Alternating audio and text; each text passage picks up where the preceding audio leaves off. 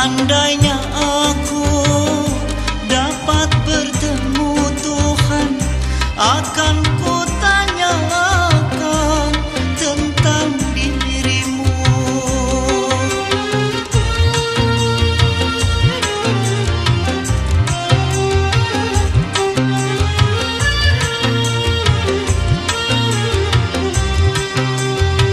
Seandainya aku dapat bertemu Tuhan, akan ku tanyakan tentang dirimu.